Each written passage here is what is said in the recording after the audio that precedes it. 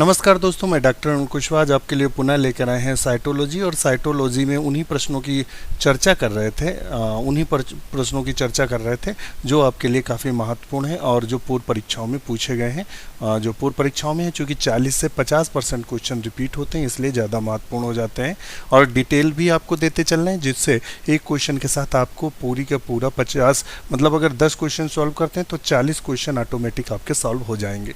तो इस बेस पर हम आपकी तैयारी करा रहे हैं। शुरू करते हैं वीडियो से पहले रिक्वेस्ट, चैनल को लाइक सब्सक्राइब जरूर करें और अपने मित्रों के साथ शेयर जरूर करें। ये हमारी आपसे रिक्वेस्ट है कि आप इसे व्हाट्सअप, फेसबुक एवं ट्विटर के जहां भी आप जुड़े हैं वहां एक शेयर जरूर कर दें। शुरू करते हैं वीडियो। उससे पहले जानकारी दे दें कि जैसा कि आप सब जानते हैं कि जो डेट्स हैं सब निर्धारित हो चुकी हैं और 2016 का जो टीजीटी है, 2016 की टीजीटी की डेट है वो भी निर्धारित हो चुकी है, 31 जुलाई है।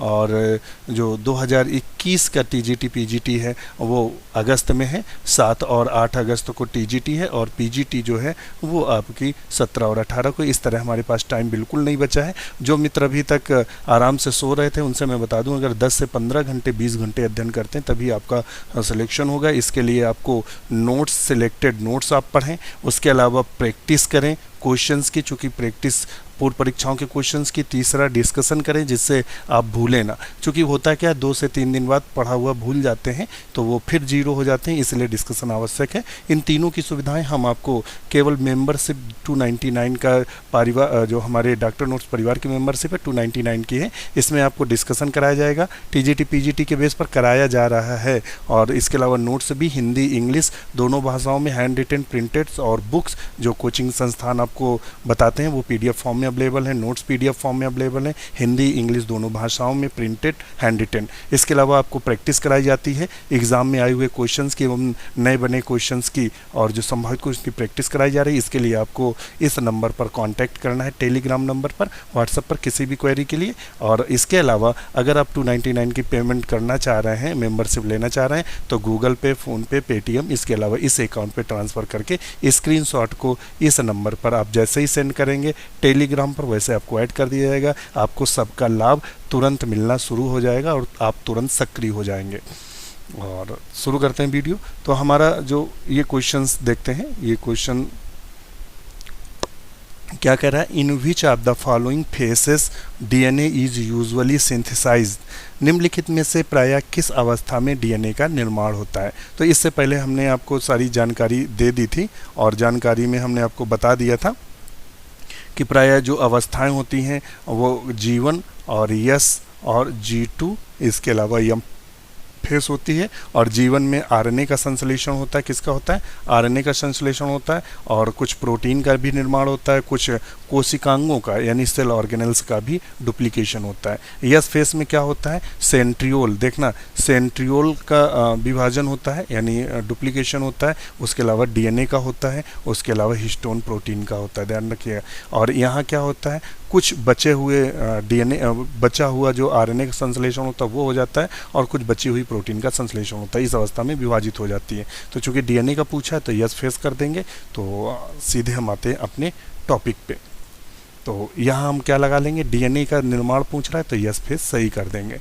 नेक्स्ट क्वेश्चन पूछ रहा है, एक ब्रैंकियोमियोसिस रिलेटेड टू। ब्रैंकियोमियोसिस किससे संबंधित है? तो ब्रैंकियोमियोसिस ईस्ट से संबंधित है। और ईस्ट क्या है? एक प्रकार का फंजाई है या कवक है। क्या है? कवक है। ये कैसा कवक है? यूनिसेलुलर कवक है। यूनिसेलुलर कवक है यानी एक कोशिकी कवक है। ध्यान रखिएगा, ईस्ट का प्राय जो प्रयोग होता है वो फर्मेंटेशन में करते हैं। किस में करते हैं? फर्मेंटेशन या किण्वन में करते हैं, ध्यान रखिएगा। और ईस्ट से विभिन्न प्रकार की विटामिन भी प्राप्त की जाती है, काफ़ी महत्वपूर्ण है ईस्ट। खमीर, ब्रेड वगैरह में भी इसका प्रयोग करते हैं। एगरिकस क्या है? एगरिकस भी फंगस है और ये खाने वाला फंगस है, ध्यान रखिएगा। फाइटोप्थोरा इनफेस्टेंस, इसकी एग्जैक्ट फाइटोप्थोरा इनफेस्टेंस, उससे लेट ब्लाइटा पोटैटो होता है। क्या होता है? लेट ब्लाइटा पोटैटो होता है। ये क्वेश्चन बना है कई बार, लेट ब्लाइटा पोटैटो, जब आप प्लांट पैथोलॉजी बताएंगे तो आपको बताएंगे। स्फीरोथीका भी क्या है? एक प्रकार का फंगस है, फाइटोप्थोरा से ही संबंधित है, इसी बिरादरी का है। नेक्स्ट क्वेश्चन देख लेते हैं।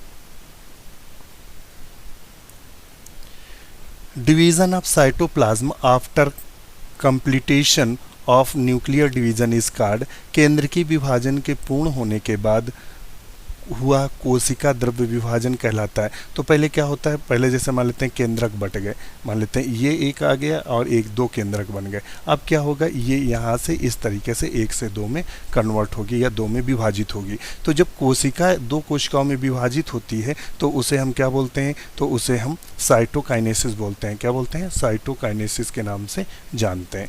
कैरियोकाइनेसिस का मतलब समझ रहे हैं, कैरियोकाइनेसिस का मतलब होता है केंद्रक का विभाजन। केंद्रक का विभाजन जो होता है उसे हम क्या बोलते हैं, कैरियोकाइनेसिस बोलते हैं। साइटोकाइनेसिस क्या होता है, साइटोप्लाज्म का विभाजन, साइटोप्लाज्म का विभाजन, ध्यान रखिएगा। और एपोमिक्सिस तो आप सब जानते हैं, एपोमिक्सिस और एम्फीमिक्सिस। एपोमिक्सिस क्या होता है, एपोमिक्सिस एम्ब्रियोलॉजी जब आपको हमने पढ़ाया था, एम्ब्रियोलॉजी, तब वहाँ बताया था। एपोमिक्सिस का मतलब ये होता है कि बिना सेक्सुअल रिप्रोडक्शन के या बिना लैंगिक जनन के क्या हो जाए, भ्रूण का निर्माण हो जाए या नए जनरेशन का निर्माण हो जाए, एपोमिक्सिस के नाम से जानते हैं। साइटोमिक्सिस का मतलब क्या होता है, साइटोप्लाज्म का मिलना। तो समझ गए होंगे, तो ऑप्शन यहाँ हमारा जो सही होगा वो बी होगा। अब यहाँ इतने क्वेश्चन ये देखिए, ये पूछा गया है कहाँ, एम्ब्रियोलॉजी में बन चुका है। ये कैरियोकाइनेसिस यहीं संबंधित, साइटोकाइनेसिस यहीं संबंधित, साइटोमिक्सिस ऑलरेडी बन चुका है, प्रोटोजोआ में शायद बना है। नेक्स्ट क्वेश्चन देख लेते हैं, which of the following has lowest number of chromosome. सबसे लोवेस्ट नंबर ऑफ क्रोमोसोम किस में पाए जाते हैं, तो हैप्लोपेपस ग्रेसिलस में सबसे लोवेस्ट नंबर क्रोमोसोम पाए जाते हैं। ये पीजीटी में बना है और यूपी पीसीएस 2001 और 2002 में पूछा गया है। तो किस में पाया जाता है, हैप्लोपेपस ग्रेसिलस। ग्रेसिलिस जो है इसमें क्या होता है, सबसे कम क्रोमोसोम की संख्या होती है। नेक्स्ट क्वेश्चन देख लेते हैं, stalk particle attached the inner membrane of the mitochondria is called। Mitochondria के आंतरिक परत पर जुड़े हुए सावरंत कण क्या कहलाते हैं। तो इसकी डिस्कशन आपको दे दें, क्या कहलाते हैं भाई। देखिए आप लोग परेशान ना हो, जितने भी टफ टॉपिक हैं हम सब कवर करवा देंगे आपके, आप लोग परेशान ना हो ज़्यादा।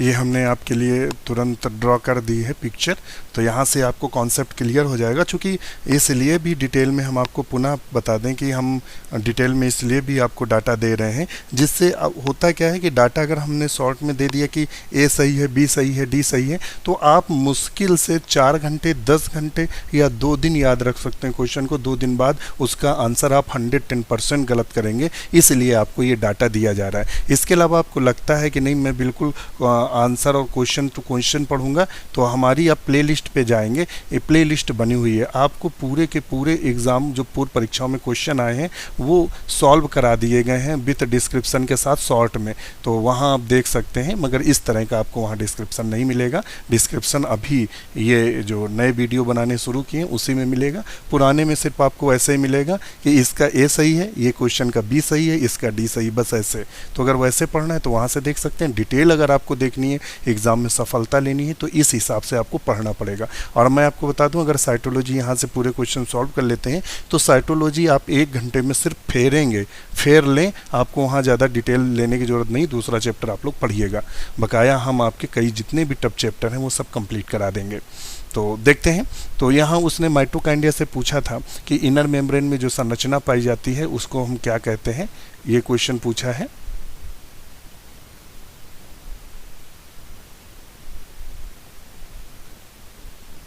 तो क्या कहते हैं, तो उसको हम F1 पार्टिकल कहते हैं या फिर ऑक्सीसोम के नाम से जानते हैं। ये जो तीली नुमा संरचनाएं पाई जा रही हैं ये संरचनाओं को बोलते हैं। इसके अलावा माइटोकॉन्ड्रिया में सबसे बाहर आउटर मेम्ब्रेन है, उसके नीचे इनर मेम्ब्रेन है और उसके बाहर आउटर चेम्बर है और उसके अंदर इनर चेम्बर है। इसके अंदर मैट्रिक्स भरा रहता है। क्या भरा रहता है, मैट्रिक्स भरा रहता है, ये लिखा हुआ मैट्रिक्स। और इनको अंगुली नुमा संरचनाएं पूछा गया, अंगुली नुमा संरचनाएं क्या बोलती हैं, तो क्रिस्टी कहते हैं। इनके अंदर DNA पाया जाता है, इनके अंदर राइबोसोम पाया जाता है। तो अब हम चलते हैं अपने क्वेश्चंस की तरफ, देखते हैं वो क्या कह रहा है। तो उसने ये साफ शब्दों में कहा, स्टाल्क पार्टिकल जो अटैच होते हैं इनर मेम्ब्रेन पे उनको हम क्या कहते हैं। तो अभी हमने आपको उसकी जानकारी दे दी, उनको क्या कहते हैं, तो ऑक्सीसोम के नाम से जानते हैं। किसके नाम जानते हैं, ऑक्सीसोम के नाम से जानते हैं। नेक्स्ट देख लेते हैं क्वेश्चन क्या कह रहा है। नेक्स्ट क्वेश्चन कह रहा है which one of the following enzymes is characteristically present in the lysosome. कौन सा एंजाइम, निम्नलिखित में कौन सा एंजाइम विशिष्ट रूप से लाइसोसोम में पाया जाता है। तो हम आपको बता चुके हैं कि एसिड हाइड्रोलेज जो एंजाइम होते हैं ये पाए जाते हैं। क्या पाए जाते हैं? एसिड हाइड्रोलेज जो एंजाइम होते हैं प्राय ये पाए जाते हैं, यानी हाइड्रोलाइटिक एंजाइम पाए जाते हैं। क्या पाए जाते हैं? हाइड्रोलाइटिक जो है वो एंजाइम पाए जाते हैं। ये क्वेश्चन कई बार बना है और इसे आत्महत्या की थैली कहते हैं। ये डिटेल पहले जो पहला इसका पार्ट है, साइटोलॉजी का फर्स्ट पार्ट है, वहाँ इसको डिटेल में हमने डिस्कस कर लिया है, वहाँ से आप इसको देख सकते हैं। नेक्स्ट क्वेश्चन देखते हैं। नया क्वेश्चन हमसे क्या कह रहा है? कह रहा है which of the following scientist gave the cell theory. किस साइंटिस्ट ने सेल थ्योरी दी थी? तो कल जो हम थ्योरी की क्लास ले रहे थे, क्या ले रहे थे? थ्योरी की क्लास जब हमने एसी की ली थी, एसी के बाद जो थ्योरी बताते हैं उसमें हमने बताया था कि स्लाइडेन और स्वान दो वैज्ञानिक थे। तो यहाँ स्लाइडेन दिया है, तो ये दिया है ये, तो ऑप्शन हम कर देंगे इसका डी। और रॉबर्ट हुक ने क्या किया था? तो डिस्कवर्ड द सेल की खोज की थी। लीवेनहॉक ने क्या किया था? इन्होंने जीवित एंटोनी वान लीवेनहॉक ने क्या किया था? जीवित कोशिकाओं के बारे में बताया था। और विर्चो ने क्या किया था? इन्होंने ओमनिस सेलुला ई सेलुला दिया था। इन्होंने कहा था प्रत्येक कोशिका अपनी पूर्ववर्ती कोशिका से बनती है। तो ये किसने कहा था? विर्चो ने कहा था। इन्होंने सेल थ्योरी को मॉडिफाइड किया था। तो अगर पूछ दे मॉडिफाइड सेल थ्योरी किसने दिया, तो आर विर्चो ने दिया। सेल थ्योरी किसने दिया? तो स्लाइडेन और स्वान ने दिया। जो स्लाइडेन थे ये क्या थे? ये बॉटनिस्ट थे। क्या थे? बॉटनिस्ट थे, वनस्पत वैज्ञानिक थे। जबकि जो स्वान इनके सहयोगी जिनके दोनों का नाम लिया जाता है, तो स्वान क्या थे? जूलॉजिस्ट थे। क्या थे? जूलॉजिस्ट थे। चलिए अपने टॉपिक पे नेक्स्ट क्वेश्चन की ओर चलते हैं। Histones are present in, histone कहाँ पाए जाते हैं? तो हिस्टोन प्रायः न्यूक्लियोसोम में पाए जाते हैं। क्या पाए जाते हैं? हिस्टोन। हिस्टोन प्रोटीन के बारे में जानना है तो थोड़ी सी चर्चा यहाँ भी हिस्टोन से कर लें। तो हिस्टोन की जब बात करते हैं तो जो डीएनए बनाते हैं तो देखेंगे डीएनए में इस तरीके से कॉइलिंग पाई जाती है और यहाँ 8 संख्या में 8 यानी 4 ये और 4 ये, इस तरह संख्या में 8 की संख्या में हिस्टोन प्रोटीन पाई जाती हैं। क्या पाई जाती हैं? हिस्टोन प्रोटीन पाई जाती हैं। और इनकी नाम पूछता है तो ये होता है H2A, H2B और H3 और H4। ये 4 प्रकार की जो हिस्टोन प्रोटीन होती हैं। ये संख्या में कितनी 2 2 2 2 2 4 2 6 2 8 कितनी संख्या में होती है? 8 संख्या में होती है। इसे बोलते हैं ऑक्टोमर बोलते हैं। क्या बोलते हैं? ऑक्टोमर बोलते हैं। ऑक्टोमर में पाई जाती हैं। तो पूछ सकता है हिस्टोन प्रोटीन किस में पाई जाती है? ऑक्टोमर में, यानी प्रत्येक की 2 संख्या होती है। कभी कभी पूछ देता है कौन सी इनमें न्यूक्लियोसोम में नहीं पाई जाती, तो इनमें से 4 में से एक गायब कर देगा, एक कोई नहीं दे देगा। और आपसे कभी पूछ सकता है हिस्टोन प्रोटीन की संख्या कितनी होती है? तो 5 होती है। कितनी होती है? 5। क्यों? क्योंकि ये H2A और एक लिंकर होता है, बीच में लिंकर भी होता है जो H1 कहलाता है। तो कितने हो गए? 5। H2A, H2B, H3, H4 और H1। इस प्रकार से 5 हिस्टोन प्रोटीन होती हैं, ध्यान रखिएगा। और यहाँ से क्वेश्चन बना है, ये भी बना है। कितने प्रकार की होती? तो 5 प्रकार की होती हैं। और ये भी इनमें भी क्रम पूछ देता है, तो ये आप थोड़ा सा ध्यान रखिएगा। तो यहाँ से जितने भी क्वेश्चन बन सकते थे न्यूक्लियोसोम से सारे हमने डिस्कस कर दिए हैं। चलते हैं अपनी नेक्स्ट पॉइंट पे। नेक्स्ट क्वेश्चन कह रहा है which of the following enzyme is use to the disintegrate the prokaryote cell wall. निम्नलिखित एंजाइम में से कौन प्रोकैरियोट कोशिका भित्ति को विघटित करता है? तो वो कौन सा है? लाइसोजाइम जो है वो क्या करता है? विघटित करने का काम करता है। ध्यान रखिएगा। प्रोटीज क्या करता है? प्रोटीन को तोड़ता है। लाइपेज क्या होता है? लिपिड को तोड़ता है। एमाइलेज क्या होता है? ये स्टार्च को तोड़ता है। नेक्स्ट क्वेश्चन देख लेते हैं। Cell organelles can be physically separated of the each other. कहता है कोशिकांगों को एक दूसरे से अलग किया जा सकता है। तो वो प्राय हम किसके द्वारा करते हैं? सेंट्रीफ्यूगेशन के द्वारा करते हैं। सेंट्रीफ्यूगेशन क्या होती है? एक मशीन होती है इस तरीके से, उसमें नलियाँ लगी रहती हैं और उसमें में हम क्या करते हैं? लिक्विड भर देते हैं, इन कोशिकाओं को भर देते हैं। और ये क्या करती है? एक घड़े के आकार की संरचना होती है और ये मिक्सी समझ लीजिए, जो मिक्सर होता है, मिक्सर जो घर में यूज़ करते हैं ना मिक्सी, वो मिक्सर बिल्कुल वैसे ही होता है। उसको स्पीड में घुमाते हैं तो क्या करते हैं, जितने भी सेल ऑर्गेनल्स होते हैं वो अपने भार के आधार पर अलग अलग एकत्रित हो जाते हैं, ध्यान रखिएगा। और क्रोमेटोग्राफी से क्या करते हैं, विभिन्न प्रकार के जो पदार्थ होते हैं जैसे कि प्रोटीन है और अन्य जो रसायन होते हैं उनको हम अलग अलग करते हैं क्रोमेटोग्राफी से।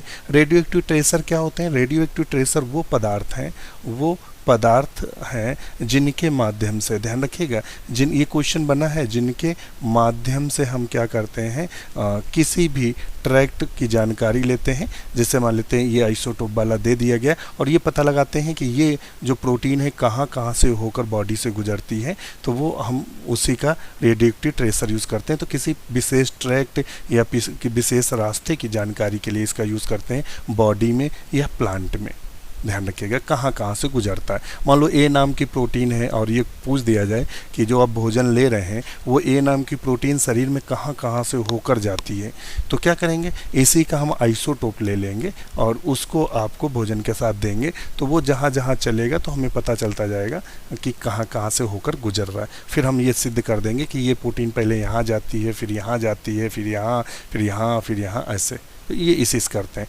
देखा होगा फोटोसिंथेसिस में जो जहाँ लिया गया था कि ऑक्सीजन जल से निकलता है या CO2 से निकलता है, तो देखना O18 लिया गया था या H2O लिया गया था, उसमें 18 आइसोटोप लगा था ऑक्सीजन के साथ। तो ये ऐसे पता लगाया जा सकता है। नेक्स्ट क्वेश्चन देख लेते हैं, what is the sedimentation constant of ribosome in prokaryotes. तो प्रोकैरियोट्स में क्या होता है बताइएगा, तो 70S प्रकार का पाया जाता है। कितना बड़ा, 70S। और 70S की 2 सब यूनिट होती हैं, कौन कौन सी होती हैं,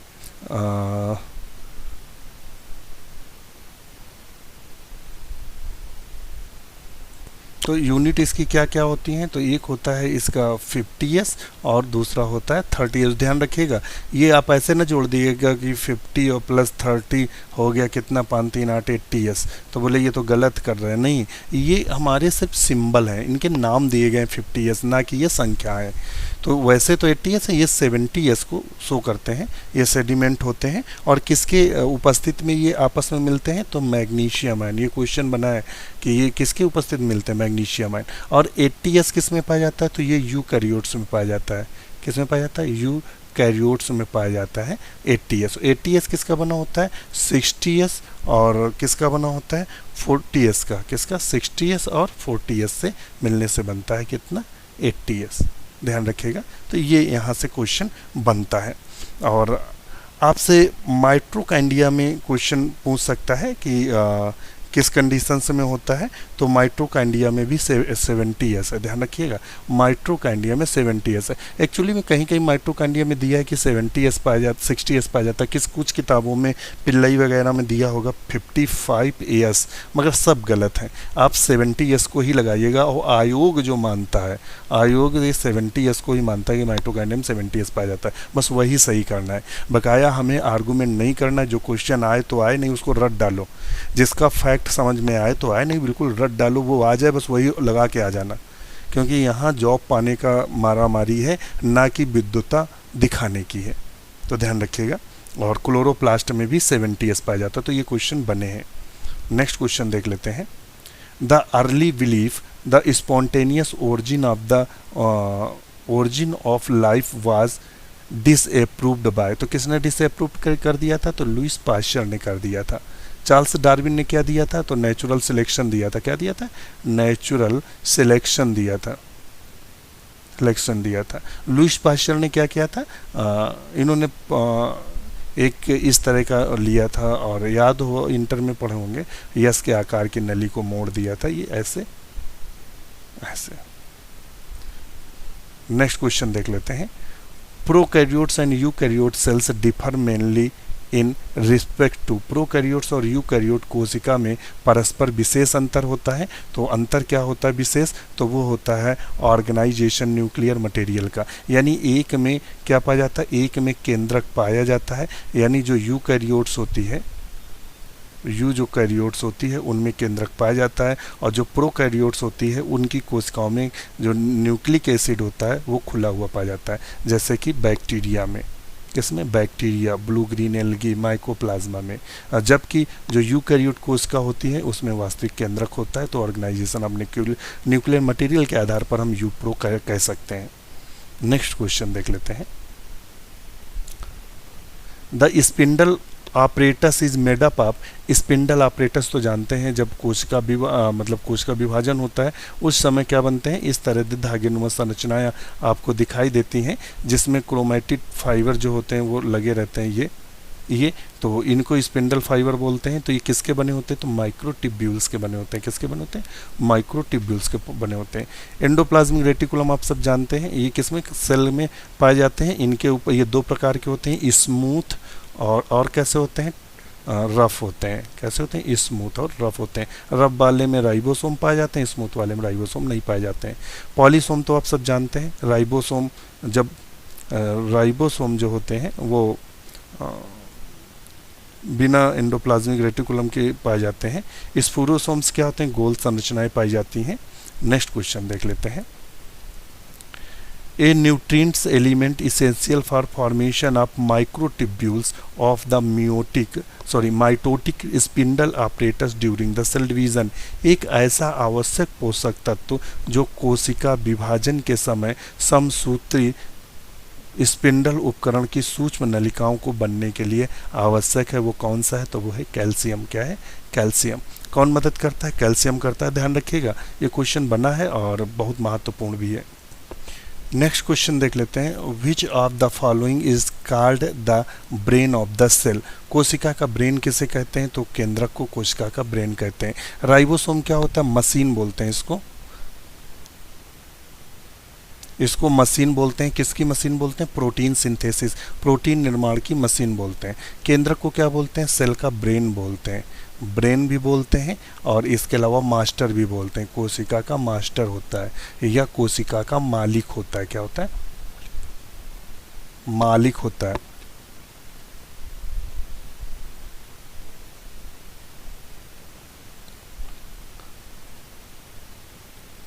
क्या होता है, कोशिका का मालिक होता है। कोशिका का मालिक भी होता है। प्लाज्मा मेम्ब्रेन क्या होती है, तो आपको जानकारी दे चुके हैं, माइटोकॉन्ड्रिया ऑलरेडी डिस्कस हो चुका है। तो ये केंद्रक है। नेक्स्ट देख लेते हैं। नेक्स्ट क्वेश्चन कह रहा है lampbrush chromosome are seen during. Lampbrush chromosome देखा जा सकता है। तो लैम्ब्रुस जो क्रोमोसोम है वो कब देखा जा सकता है, तो chromosome transform into the lampbrush the during the diplotene stage. Diplotene stage कहाँ पाई जाती है, तो मियोटिक जो डिवीज़न होता है उसका जो प्रोफेस होता है उसमें क्या होता है, leptotene, zygotene, pachytene, diplotene, diakinesis. तो ये डिप्लोटीन स्टेज में देख सकते हैं मियोटिक प्रोफेस में। तो मियोटिक प्रोफेस यहाँ सही करेंगे। तो कौन सा है, मियोटिक प्रोफेस। तो ऑप्शन इसका 4 सही होगा। I due to an active transcription of many genes. तो ये देखेगा। तो यहाँ हमारा क्या सही होगा, मियोटिक प्रोफेस में हम इसको देख सकते हैं। यहाँ से क्वेश्चन बनता और है कि जो लैम्ब्रुस क्रोमोसोम्स होता है, लैम्ब्रुस जो क्रोमोसोम होता है, यहाँ पूछता है डिस्कवर्ड किसने किया था। डिस्कवर्ड का मतलब खोजा किसने था, तो रुकर्ट ने खोजा था। किसने खोजा था, रुकर्ट ने। RUCKERT, रुकर्ट ने खोजा था 1892 में। 1892 में इसको डिस्कवर किया था ऊसाइट ऑफ सार्क से। ऊसाइट ऑफ सार्क, जो सार्क का ऊसाइट था उससे उन्होंने इसको पहली बार देखा था। ध्यान रखिएगा ये क्वेश्चन बना है, ये जियांट क्रोमोसोम होता है। क्या होता है, जियांट क्रोमोसोम होता है।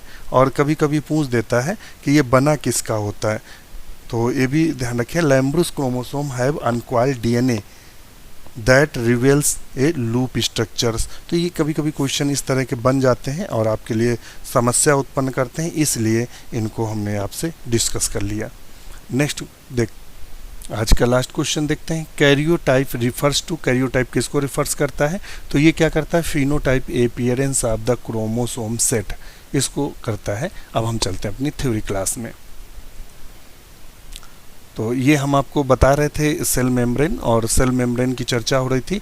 Chemical studies on human RBC show that the cell membrane is composed of lipid bilayer, protein and carbohydrate. Lipid mainly क्या है,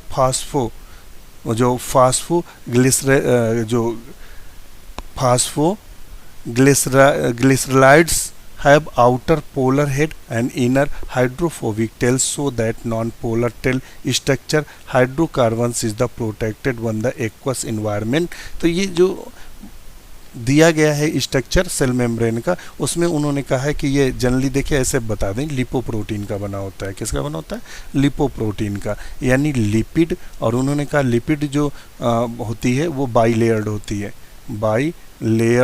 है, और जो प्रोटीन होती है वो क्या होती है, दो कंडीशन पाई जाती है, एक इंट्रेंसिक और एक एक्सट्रेंसिक। तो ये जो मध्य में कुछ प्रोटीन्स होती हैं उनको इंट्रेंसिक बोलते हैं, और कुछ सरफेस पर लगे रहते हैं जिन्हें हम पेरीफेरल या एक्सट्रेंसिक प्रोटीन के नाम से जानते हैं। तो ये ध्यान रखिएगा। इनके बारे में कई सारे मत दिए गए, अलग अलग मत दिए गए, और हमने ये बता दिया कि कौन कौन से मत दिए गए थे।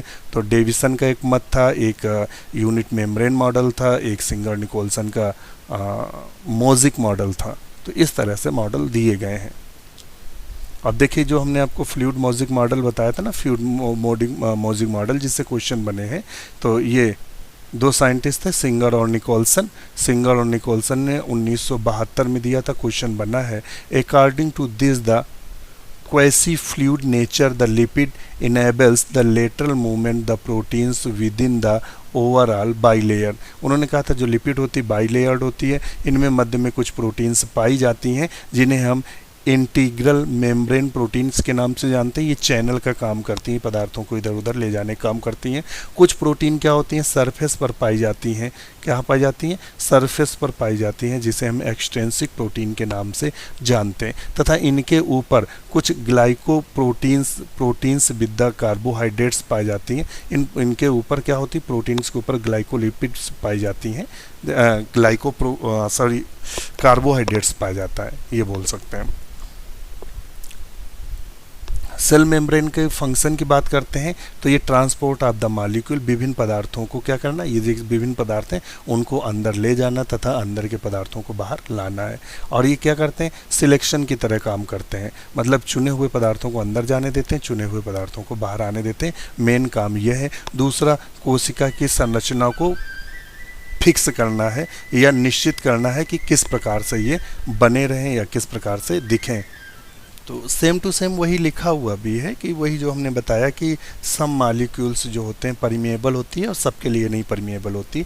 Due to the fluid nature plasma membrane can help in the cell growth. चूँकि फ्लूइड होता है, लिक्विड मतलब ऐसी होती है, फ्लेक्सिबल होती है, जिससे कोशिका आराम से वृद्धि कर सकती है। Formation of the intercellular junctions, secretion, endocytosis, cell division etcetera. और टाइप ऑफ ट्रांसपोर्ट दिया है तो दो प्रकार का ट्रांसपोर्ट होता है, पैसिव और एक्टिव। देखिए जो एक्टिव ट्रांसपोर्ट और पैसिव ट्रांसपोर्ट, दो प्रकार के ट्रांसपोर्ट दिए हैं। तो ये कुछ में एटीपी की आवश्यकता होती है और कुछ में एटीपी की आवश्यकता नहीं होती है। तो देख लेते हैं यहाँ। तो पैसिव ट्रांसपोर्ट क्या होता है, ये भी ध्यान दीजिएगा। पैसिव ट्रांसपोर्ट क्या होता है, movement of the molecule across the membrane along the concentration gradient from higher concentration to lower concentration. मतलब ये ग्रेडियंट पे बेस करती है, यानी जो हायर की से लेकर लोअर की ओर चलती है, इस बेस पे काम करती है। और ये दो प्रकार का होता है, simple diffusion, movement of the natural solutes across the membrane, osmosis, movement of the water of diffusion across the membrane. तो ये सारी डिस्कशन हम आपसे चर्चा कर लेंगे किस पर, जब हम आपको पढ़ाएंगे फिजियोलॉजी, प्लांट फिजियोलॉजी जब पढ़ाएंगे तब डिस्कस कर लेंगे, इसको डिटेल में हम आपको बताएंगे। और देखिए ध्यान रखिएगा, ये क्वेश्चन पूछ देता है किस ट्रांसपोर्ट में एटीपी की ज़रूरत होती है। तो एक्टिव ट्रांसपोर्ट में हमें किसकी ज़रूरत होती है, एटीपी की। ये पॉइंट्स आपके लिए नोट करने लायक है। और पैसिव में हमें एटीपी की ज़रूरत नहीं होती है, ध्यान रखिएगा। एक्टिव में एटीपी की ज़रूरत होती है, पैसिव में एटीपी की ज़रूरत नहीं होती। आज के लिए इतना ही, और हमारे चैनल को लाइक सब्सक्राइब करिएगा। नमस्कार।